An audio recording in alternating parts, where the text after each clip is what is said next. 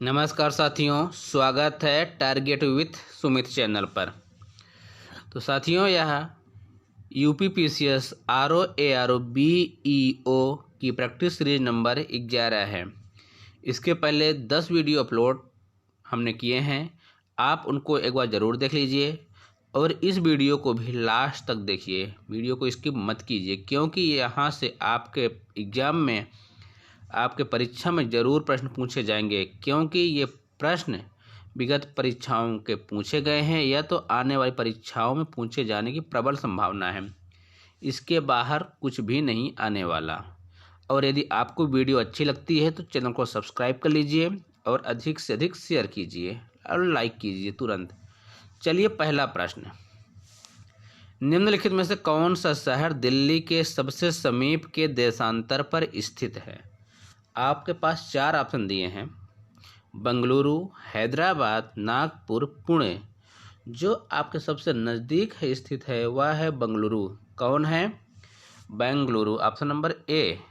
क्यों? क्योंकि बेंगलुरु है 77.59 पर और जो हैदराबाद है 77.10 और नागपुर है आपका 79.08 और पुणे है आपका 83.85। तो देशांतरी अवस्थित के आधार पर बंगलुरु दिल्ली के सबसे समीप के देशांतर पर स्थित है। क्लियर? पहला क्वेश्चन थोड़ा टफ आ गया आपके लिए, कोई बात नहीं, आप आगे बढ़ेंगे, क्लियरिटी आएगी, ये क्वेश्चन भी आपको इजी लगने लगेगा। भारत के राज्यों का निम्नलिखित में से कौन सा एक युग्म सबसे पूर्वी और सबसे पश्चिमी राज्य को इंगित करता है?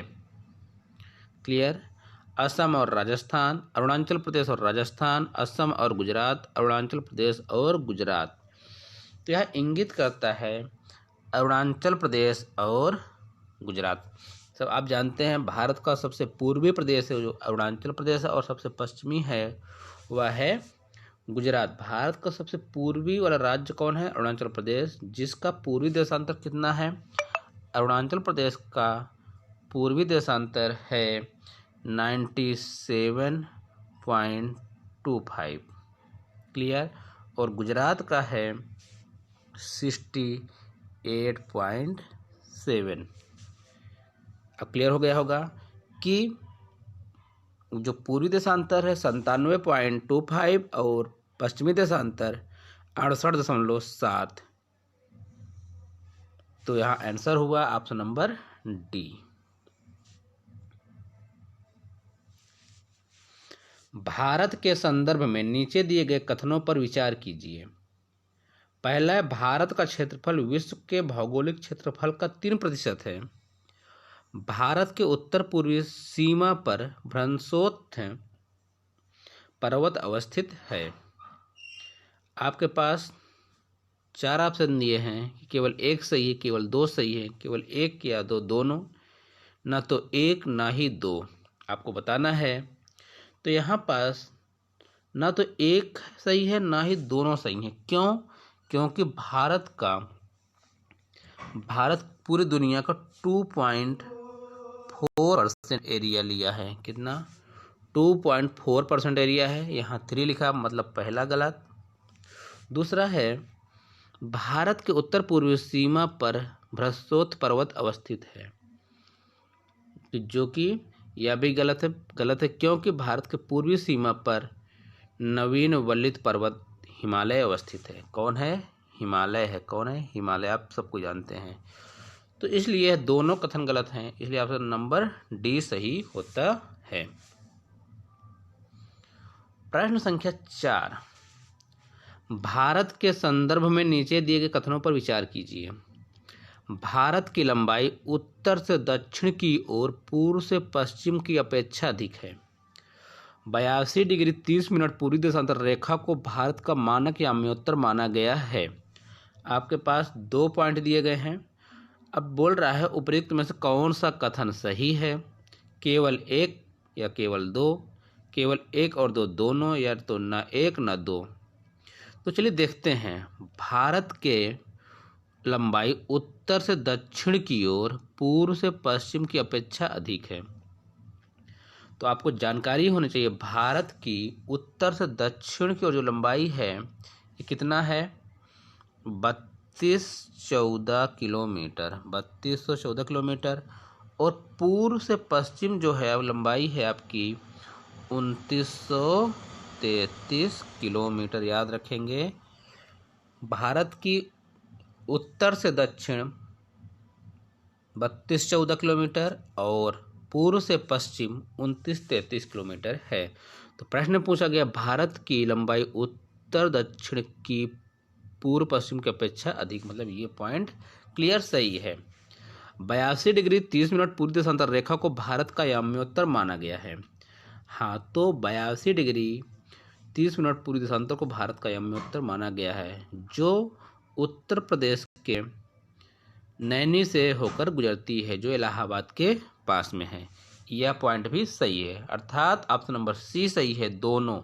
ऑप्शन नंबर सी सही है, दोनों, एक और दो दोनों। निम्नलिखित में से कौन से भारतीय राज्य की चीन की सीमा को स्पर्श करते हैं? ऐसे कौन से राज्य हैं जो चीन की सीमा को स्पर्श करते हैं?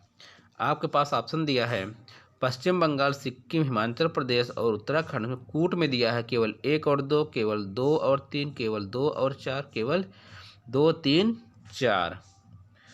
तो यहाँ पास होगा आपका सिक्किम, हिमाचल प्रदेश और उत्तराखंड, अर्थात ऑप्शन नंबर डी सही है। ठीक है, सिक्किम, हिमाचल प्रदेश और उत्तराखंड दिए गए ऑप्शन में से चीन की सीमा को स्पर्श करते हैं। इसके अलावा आप याद कर लीजिए, लद्दाख जो यूटी है वह भी चीन की सीमा को स्पर्श करता है। हिमाचल प्रदेश सही है आपका। उसके अलावा उत्तराखंड यूके भी है आपके, है सिक्किम है और अरुणाचल प्रदेश भी है। कौन है? अरुणाचल प्रदेश। ये है, ये यूटी, बाकी ये 1 2 3 4 चार आपके पास राज्य हैं। 4 1 5, टोटल कितने हैं? 5। प्रश्न संख्या 6, निम्नलिखित में से किन राज्यों से होकर कर्क रेखा गुजरती है? दिए गए कूट का प्रयोग कर सही उत्तर चुनिए। छत्तीसगढ़, मिजोरम, त्रिपुरा, राजस्थान। आपके पास 4 ऑप्शन नीचे दिए गए, केवल 1 2, केवल 2 3, केवल 2 3 4 या उपयुक्त सभी दिए हैं केवल 2 और छत्तीसगढ़, मिजोरम, त्रिपुरा, राजस्थान। तो इसका आंसर सही होगा ऑप्शन नंबर डी। क्या सही हो रहा है? Option number D. ये सभी राज्यों से होकर कर्क रेखा गुजरती है। इसके पहले हमने आपको बताया था कि भारत के किन किन राज्यों से होकर कर्क रेखा गुजरती है। तो वो राज्य हैं गुजरात, राजस्थान, मध्य प्रदेश, छत्तीसगढ़, झारखंड, पश्चिम बंगाल, त्रिपुरा और मिजोरम। ये सभी 8 राज्यों से होकर गुजरती है। जो आपके ऑप्शन में दिए वो 4 राज्य दिए, 4 राज्य नहीं दिए गए हैं। क्लियर है? तो ऑप्शन नंबर डी सही होता है। अगले प्रश्न की ओर बढ़ते हैं। प्रश्न संख्या 7, निम्नलिखित में कौन सा कथन गलत है? आपके पास 4 दिए हैं। अरब सागर उत्तर पश्चिमी पठार में ज्वालामुखी विस्फोट का परिणाम है, जिसके फलस्वरूप पश्चिमी भाग नीचे धंस कर हिंद महासागरीय जल से भर गया। Option number B, Shimla, Dalhousie, Nainital और मसूरी जैसे हिल स्टेशन लघु हिमालय में आते हैं। बिल्कुल सही बात है। भारत की सबसे लंबी भू सीमा बांग्लादेश के साथ लगती है। ये भी सही है, ये भी सही है, ये भी सही, तीनों सही हैं। चौथा नंबर क्या है? भारत के सुदूरतम पश्चिमी भाग में लवणीय दलदल पिग्मेलियन पॉइंट है। इंदिरा पॉइंट का नाम पिग्मेलियन पॉइंट है, जो भारत का सुदूरतम दक्षिणी पॉइंट है, ना कि पश्चिमी पॉइंट। क्या है ये? दक्षिणी पॉइंट है। ध्यान से लिखिए, भारत के दक्षिणी भाग में है और यहाँ लिख दिया है पश्चिमी भाग। सिंपल सा मिस्टेक दक्षिण पश्चिम में कर कर आपको फंसाना चाहता था। तो ऑप्शन नंबर डी सही हो रहा है। कौन? Option number D. यहाँ पर ऑप्शन नंबर कौन सही हो रहा है? डी। अगले प्रश्न की ओर बढ़ें। निम्नलिखित में से कौन से राज्य कम से कम 2 देशों की सीमाएं स्पर्श करते हैं? सिक्किम, पश्चिम बंगाल, मणिपुर, असम। दिया हुआ है आपके पास 4 ऑप्शन। कौन से ऐसे राज्य कम से कम 2 देशों की सीमाएं स्पर्श करते हैं? पश्चिम बंगाल। अच्छा, ऑप्शन है कूट दिया, केवल 1 और 3, केवल 2 और 4, केवल 2 और 4, केवल 3 और 4। आपको बताना है तो यहाँ केवल 2 और 4। 2 में कौन है? ये पश्चिम बंगाल। 4 में है असम। क्लियर? तो ऑप्शन नंबर सी सही हो रहा है, जो केवल कम से कम 2 देशों की सीमाएं स्पर्श करते हैं। क्यों? क्योंकि सिक्किम जो है आपके 3 देशों की सीमाएं स्पर्श करता है और पश्चिम बंगाल केवल 2। पश्चिम बंगाल भी आपका करता है